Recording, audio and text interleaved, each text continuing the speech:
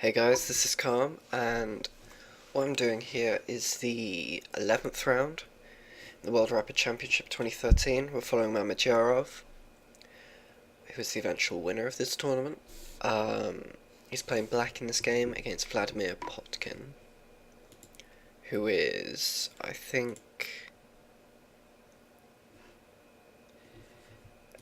don't know, I think about 2600. I can't see the ratings here. Starts with d4, knight f6, knight f3. Knight f3 is kind of a delaying move.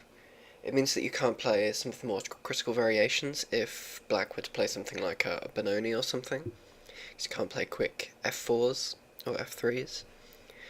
But generally it'll lead to quite, safe openings, and we miss out on some of the more critical lines that can happen after a quick c4 and knight c3. Generally speaking, it will transpose about 5 moves later though. g6, c4, bishop g7, knight c3. Okay, I played d5 here to get into a delayed Grunfeld, but you can play d6, you can play castles, you can play c5, it's all fine. d5 is played, and just takes, captures, and g3 is played. Okay, so the most common would be e4 here, and then after takes, and then either castles or immediate c5, we've just got a normal kind of Grunfeld line. g3 is pretty much a sideline, and it's somewhat fitting with the knight f3 move played earlier. It kind of suggests that white didn't want to play these super critical main lines against some of Mamedyarov's, rating. And I don't particularly blame him. This line is very solid for white, but I don't think it offers him a chance at as big an advantage as you can get in the main line if you knew everything perfectly. So it'll be interesting to see how he responds to this. I generally just go kind of similar to the main line because I don't particularly know the subtleties to it. Obviously white gets his bishop on g2, which can hit b7 and things like that. So this diagonal can be an issue. The way I kind of counteract that is just by trading immediately here and trying to do something with my bishop to counteract it. Like you might play c5 and then I'd play bishop d7 to bishop c6. Because another way to do it would be via b6, but I've always kind of felt that I'm worried that if I play b6 I can somehow get in a quick blockade on the c5 with like bishop e3, because bishop e3 isn't a normal strong move after e4 has been played later on, and then I don't just want to be allowing the separation of my pawns with my b pawn eventually going to c5 after takes, especially when white has that half open c file to look down on. So I'm not really sure what to do, so maybe we'll learn something here, I guess. So takes. Okay, so b6 is played. This is the right timing to do it as well, because if you play castles first, then you have to worry about bishop g2, b6, and then you can move this knight, and then you can't play bishop b7 as the bishop can just take it. So he kind of has to play it now if he's going for this line. Castles, rook e1, and bishop e4. Okay, so yeah, basically the idea after rook e1 for white is to take the central space. And there's not really much black can do in this position to stop it. Generally I just kind of go for my own kind of play with like knight d7, knight a6 and then c5, trying to break up the centre that way. But what black's still going to be left playing against a pawn on d4 and on e4, so white's going to have all this central space, and although we can play queen d7, rook d8, rook c8, and try to play, with a blockade against this c-pawn, white definitely has the central control. So this is kind of an idea which you might see in something like the Queen's Gambit Declined, or the Catalan especially, where you actually just move your piece to not really attack anything, but just to prevent the gaining of space. And it's actually surprisingly awkward for white to deal with it without giving up his own bishop, which is a big supporter in his position. Is kind of if these bishops are traded, then white having the centre is nowhere near as risky, because white simply has less pieces to take advantage of that more space. So bishop e4 is played. I don't really predict white moving this knight quickly to trade off unless he's quite keen on a draw. I'd expect just normal development, kind of. So yeah, bishop f4, and then c5 is played immediately, trying to take advantage of this c3 pawn. Because unlike the line I mentioned earlier, obviously white can't take here because he gets his rooks forked. So rook c1 supporting, knight d7, queen d2, just normal development, as I said. And in this kind of position, I feel like white should be more comfortable, but black's not really at a disadvantage. I just think white's more comfortable because his pieces are set up more naturally, whereas here this queen doesn't have a particularly great square to go to because it's blocked by its knight. And if he moves his knight to say f6, wanting to put this on a better square like d5, then you can take here, and although it's symmetrical and it's opening up our bishop, I just have a big over-reliance on pawn structure, which to be honest is probably a mistake on my part.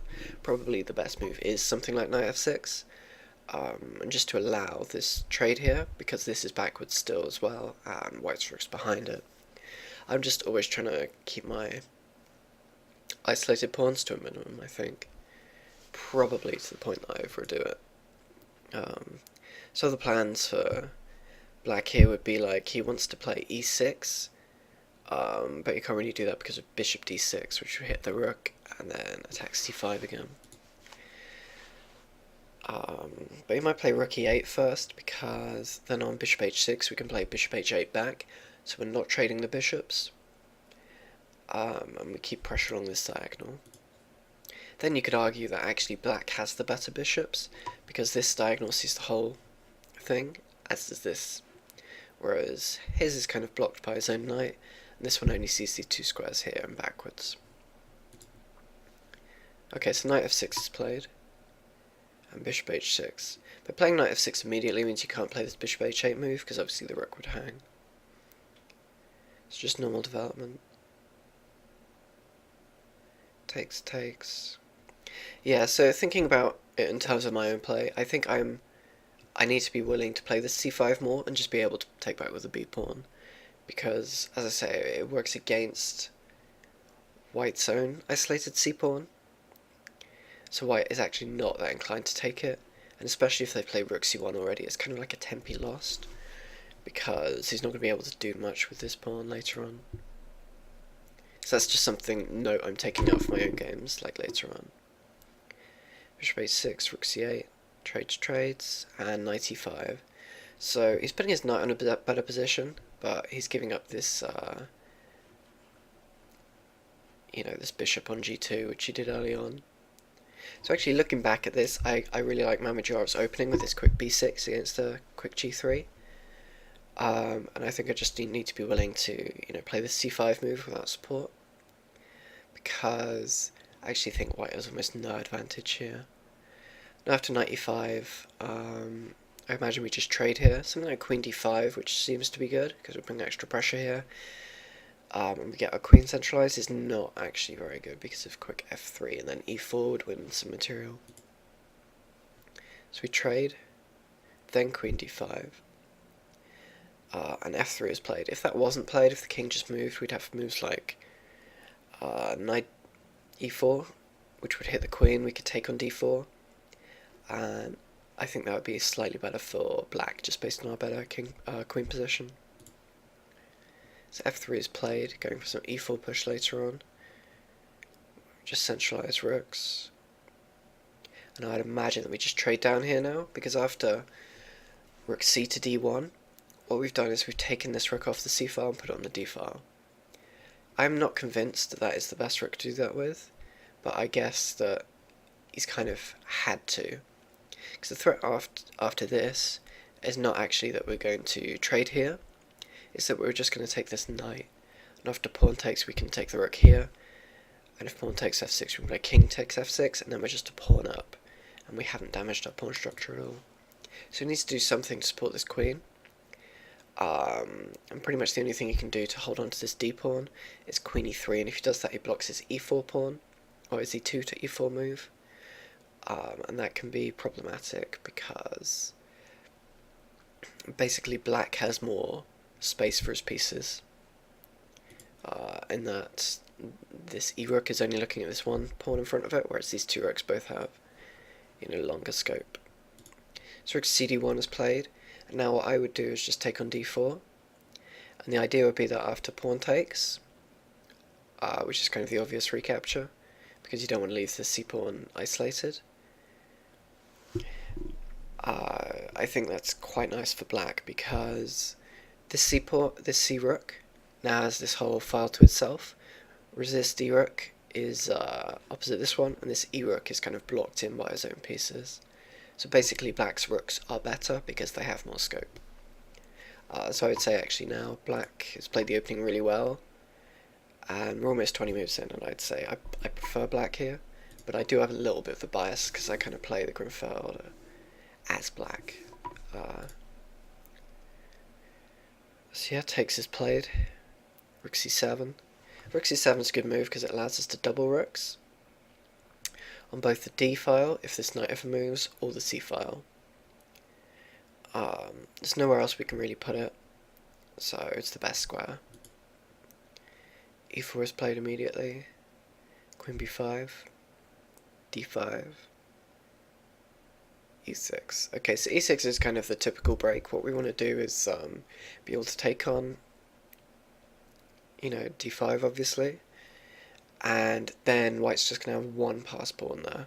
And because it's isolated, we generally think that we can blockade it via the rooks and the queen and the knight well enough to where that can actually become a weakness later on. And if we manage to pick it up, then we have good winning chances in the endgame, especially if we trade all the other pieces, because we have 2 against 1 on this queen side, which is kind of black's kind of late game idea in the Grimfeld, and one which kind of wins you a lot of games if white kind of allows that thing. So when white is getting attacked by the c6, he wants to be able to make sure that he can hold on to this passed pawn. Even if he can't push it on, he just needs to be able to solidify it and keep that central control whereby these pawns can't really push up. So he wants to keep the pieces on, basically. Queen d4 is played. Takes on d5. Now knight g4. So this is kind of, a trick on f6. Obviously, if white just took back, then we could play something like rook takes, and then the queen is hit, so you have to move, because you don't want to give the queen for the rook. So this is pretty much his plan after queen d4. And so now black basically needs to deal with this pin. He can throw in a check here first if he wants. I'm not sure if that does anything or not. Might be worth doing just because he threatened to pick up the a pawn next move unless white blocks. And then if white does do that rook d2 block, then you can just trade it firstly, and you'll get the same position but with a pair of rooks less. And as we said, we're generally trying to trade off the pieces in this, so we get this 2v1 kind of endgame. Okay, rook c2 is played, then king h3. So we need to do something against this diagonal we can do. Okay, I like rook c2 more now because I noticed that we can play queen b2 here. As well as just like a queen c6 back. And I prefer queen b2 because it puts immediate pressure on this queen. As opposed to queen c6, which is more kind of an indirect defending way. Because we don't threaten to break the pin at all. So queen b2, takes, knight takes, king takes, pawn takes. And now what we're going to be able to do is just pick up this pawn, I guess. So that rook c2 actually really worked out. And now white's just pushing this pawn. So what black needs to do is obviously bring this rook back. Probably to c6, just to put pressure on this. White needs to double to protect it, but then the king is so close for black that this pawn is going to fall as well.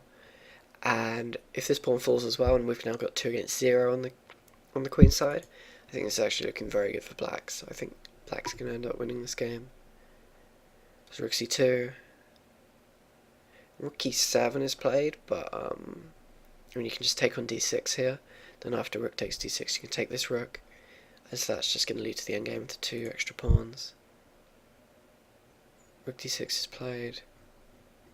And then there's no more moves, okay. Okay, so that was actually a really impressive game, I think, from Mamedyarov. And I also think it's very relevant. It's like one of the more relevant games that I've seen in this tournament, to my game, which is good, because that's the whole idea I was doing this series, to try and pick up some things from it.